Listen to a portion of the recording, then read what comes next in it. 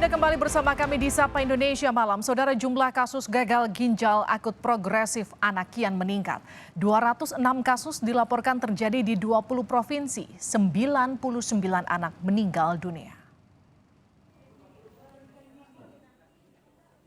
Tingkat kematian akibat penyakit gagal ginjal akut progresif pada anak kian bertambah. Secara nasional hingga 18 Oktober 2022, sebanyak 206 kasus gagal ginjal akut progresif terjadi pada anak di 20 provinsi. Dari ratusan kasus itu, ada 99 kasus kematian pada anak.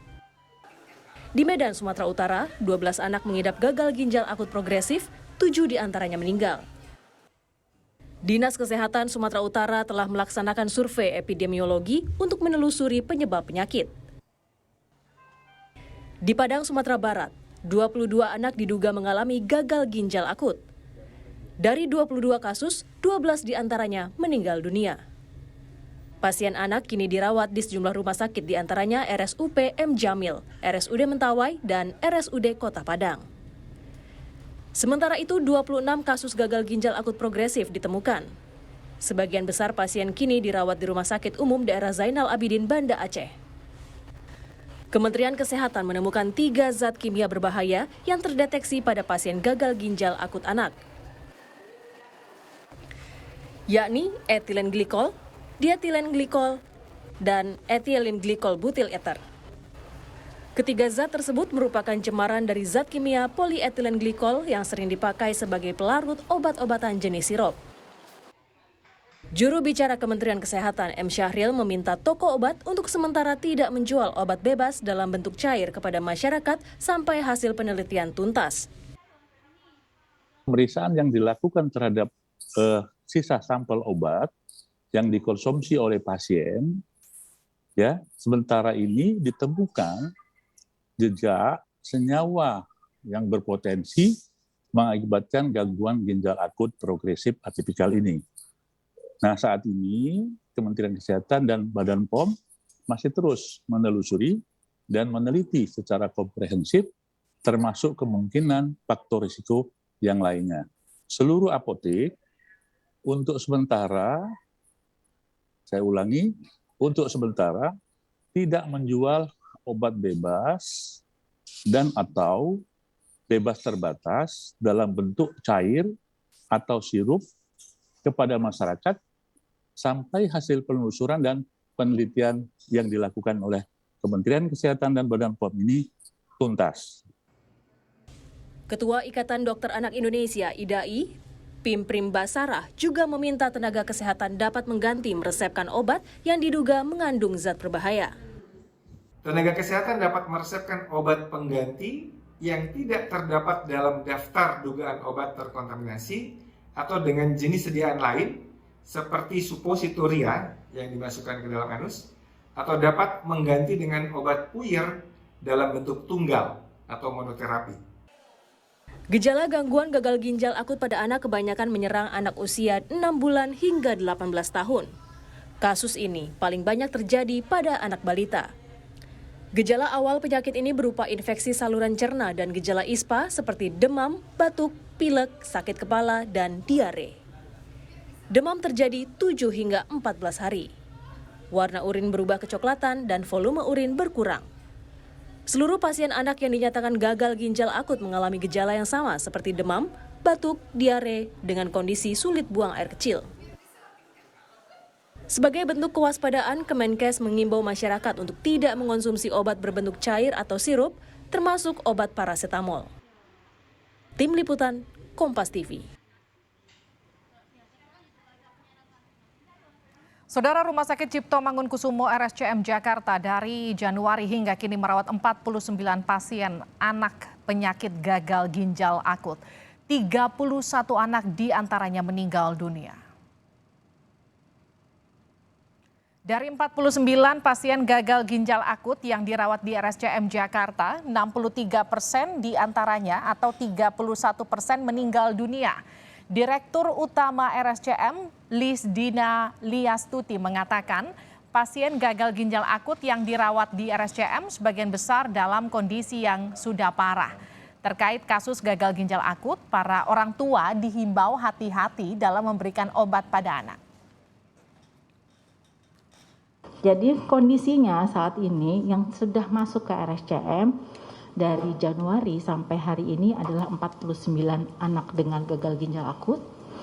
Yang masih dirawat ada 11 sekarang, 10 masih di PICU itu adalah pediatric ICU, dan yang satu sekarang masih di IGD, belum masuk ke ruangan karena baru masuk. Bayangkan, lebih dari 50%, kan? Jadi yang hidup, yang pulang cuma 7 orang. Nah, masyarakat perlu diberikan edukasi bahwa kasus ini ada. Jadi artinya mereka harus hati-hati. Kalau ada anak demam, jangan langsung ngasih obat. Ya kan? Kan kita masih mencoba untuk bagaimana memberikan cairan yang cukup, melakukan kompres. Jadi pemberian obat harus hati-hati, harus ke dokter untuk dipilihkan apa yang perlu saja. Jumlah kematian anak akibat gagal ginjal akut hingga 18 Oktober telah mencapai 99 jiwa. Dari jumlah tersebut 31 orang yang meninggal sempat dirawat di Rumah Sakit Cipto Mangunkusumo atau RSCM Jakarta. Apa yang menjadi faktor penyebabnya dan bagaimana penanganannya? Kita akan berbincang dengan Dirut RSCM Lis Dina Liastuti. Bu Lis, selamat malam. Selamat malam, Mbak Rifi. Bu Lis, 31 pasien anak yang meninggal akibat gagal ginjal akut di RSCM ini sempat dirawat di RSCM dari 31 anak ini. Ini gejalanya seperti apa dan bagaimana kemudian kondisi mereka ketika dilarikan ke rumah sakit? Terima kasih banyak. Jadi kami ini posisinya adalah sebagai rumah sakit rujukan nasional. Sehingga kami mendapatkan rujukan dari beberapa rumah sakit dan juga puskesmas masuk ke RSCM. Dengan variasi pasien itu dari umur 8 bulan sampai 8 tahun. Semua masuk dalam kondisi keadaan gagal ginjal di mana sudah tidak bisa mengeluarkan urin. Jadi sudah dalam kondisi yang cukup berat. Bu Lis, ini biasanya orang tua mencermati anaknya apakah ia bisa buang air kecil, mengeluarkan urin, meskipun misalnya dalam jumlah kecil. Ini apa tandanya anak tersebut harus dilarikan ke rumah sakit? Apakah kemudian dari jumlahnya, volumenya yang sudah sedikit harus langsung dilarikan ke rumah sakit? Atau tunggu dulu sampai tidak bisa mengeluarkan urin? Oh gini, jadi sebetulnya kenapa disebut sebagai gagal ginjal akut progresif? Karena ini memang penyakitnya berjalan dengan sangat cepat. Oke. Gejalanya memang mungkin awalnya orang tua akan mengenal sebagai gejala demam biasa. Kemudian dibawa ke dokter, barangkali atau mungkin orang tua memberikan obat. Nah, dalam perjalanan ternyata dengan cepat, anak-anak yang kami diagnosis gagal ginjal akut progresif ini bukan hanya tidak bisa kencing, tidak ada urin lagi, tapi mulai seperti tidak letargi ya, lemas dan banyak mengantuk, seperti kesadarannya menurun. Jadi sudah tidak lincah lagi dan kemudian dia sudah dalam kondisi akhirnya kesadarannya menurun. Demikian. Jadi datang ke kami mungkin sudah dilakukan pengobatan sebelumnya atau sudah masuk rumah sakit sebelumnya. Jadi kita tidak melihat yang masih agak bagus gitu ya. Jadi memang pada saat mereka datang sudah dalam kondisi gagal ginjal akut. Bu Lis, ini yang kemudian jadi pertanyaan ibu-ibu mungkin. Ketika anak sakit diberikan obat sirup itu hal yang biasa. Mungkin saya dari kecil juga kalau sakit dikasih obat sirup. Apa yang beda dengan obat sirup yang menyebabkan anak-anak ini terkena gagal ginjal? Justru itu yang sedang dalam penyelidikan sebetulnya. Jadi kalau ditanyakan mengapa, kami juga terkejut sebenarnya. Karena obat seperti itu lazim sekali diberikan kepada anak dari zaman dulu malah kan ya. Dari dulu kita sudah tahu bahwa untuk pemberian obat itu kita juga bisa membelinya bebas. Karena itu adalah obat penurun panas biasa. Atau mungkin ada obat-obat lain lah yang kita biasa memberikan. Jadi kenapa tiba-tiba ada banyak sekali yang masuk dan perjalanan penyakitnya cepat. Ini justru yang menjadi perhatian kami, kok ada yang berbeda ya gitu. Yang kedua, kasus gagal ginjal akut itu bukan baru sekarang. Itu bahkan ada di textbook karena memang dari dulu ada kasus gagal ginjal akut. Jadi kita bukan juga tidak terbiasa menangani ini. Cuma ini berbeda dengan kecepatannya untuk menjadi memburuk gitu. Itu cepat sekali. Nah ini yang kemudian kita cari sebabnya. Kenapa? Kalau infeksi tidak jelas ya, infeksi virus atau kuman kita sudah eliminir. Kemudian kita sampai menyelidiki apakah ada pengaruh dengan COVID, enggak juga. Kemudian kita mencari penyebab lain, ternyata enggak juga. Adakah masalah-masalah dehidrasi yang bisa menyebabkan gagal ginjal? Enggak juga. Jadi semua sudah kita telusuri, tapi dalam waktu beberapa hari itu progresif sekali gitu, dengan penurunan kesadaran, menjadi gagal nafas. Gitu. Jadi reaksinya memang sungguh berbeda, sehingga ini berat. Bu Lis, kalau kita bicara soal rekam medis penggunaan obat dari 31 anak yang meninggal ini, apakah mereka menggunakan jenis obat yang kebetulan sama, artinya atau kandungannya yang juga kebetulan sama, sehingga kita bisa mendeteksi ini sumbernya dari mana? Gini, karena kan kami pertama hanya memikirkan sebab-sebab yang biasa ada di dalam kemungkinan penyakit gagal ginjal akut seperti infeksi dan lain, kita penyelidikannya ke sana. Kita perusahaan laboratorium, kita memberikan segala sesuatu sesuai dengan gejala yang ada. Tetapi karena adanya kecepatan yang luar biasa dan juga tidak ada kemajuan dengan obat yang diberikan secara lazim seperti biasanya, kita baru berpikir mengenai ini jangan-jangan ada sesuatu yang berbeda. Kebetulan memang ada, bukan kebetulan, bertepatan dengan adanya berita tentang kondisi di Gambia, sehingga kami melakukan diskusi, konsultasi dengan profesor di Australia dan juga profesor yang menangani di Gambia. Kemudian kami diberi literatur dan kami pelajari. Kita baru terpikir, oh jangan-jangan ada satu zat yang tidak baik atau toksik masuk ke dalam tubuh anak-anak ini. Barulah kita kemudian meneliti. Karena semua catatan medik tentu ada di dalam rekam medik kita ada, tapi kita lebih dalami, kita telusuri, dan kita akhirnya baru mengirimkan sampel-sampel tersebut. Karena itu kalau ditanya data rekam medik ada, cuman penyelidikan mengenai obat ini memang baru kita lakukan dalam waktu 2 minggu terakhir ini. Bu Lis, yang kemudian jadi pertanyaan, ini jenis obat yang jadi pemicu gagal ginjal ini diketahui mereknya biasa tersedia di fasilitas kesehatan atau di apotek-apotek di seluruh Indonesia.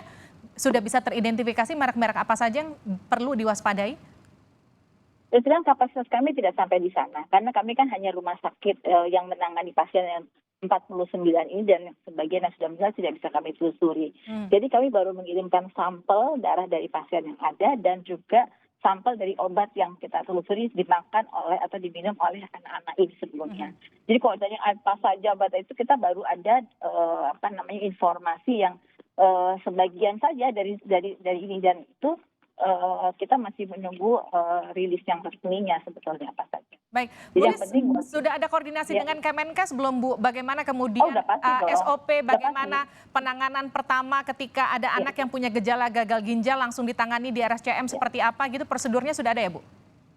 Jadi begini, karena kasus ini kita dapatkan dengan cepat banyaknya, kami memang langsung melaporkan pada Pak Menteri Kesehatan yang responnya sangat cepat juga. Jadi langsung kami bisa melakukan koordinasi dengan Dirjen Farma, atau Dirjen Yankes, Dirjen P2P, semuanya langsung oleh Bapak langsung dikumpulkan untuk membahas hal ini. Kemudian juga dengan IDAI, kita sudah berkolaborasi sehingga semua dibahas secara menyeluruh. Sekarang kami juga sudah membahas pula dengan Badan POM, dengan banyak sekali, dan para guru besar dari farmakologi itu kita libatkan. Farmasi semua kita libatkan kok. Jadi saya tahu sendiri karena setiap malam Pak Menteri memimpin pembahasan ini dan memonitor semuanya. Dan SOP tentunya sudah dibuat, sudah diedarkan ke rumah sakit maupun pada organisasi profesi untuk bagaimana menanggulangi ini, dan juga termasuk untuk mekanisme pengumpulan sampel. Oke, Bu Lis, ini pertanyaan terakhir. Saya mau tanya soal prosedur rujukan, bagaimana ketika ada orang tua yang punya anak gejalanya gagal ginjal akut, apakah mereka tetap harus mengikuti step-step lewat Vaskes 1 dulu sampai ke rumah sakit, atau bisa langsung ke rumah sakit? Tergantung dari gejalanya. Kalau misalnya masih ringan boleh ke Vaskes 1, tapi kalau sudah mulai ada penurunan kesadaran sebaiknya ke rumah sakit dengan cepat. Langsung bisa dibawa ke rumah sakit ya, Bu? Iya. Baik, terima kasih Bu Lis telah bergabung bersama kami di Sapa Indonesia Malam.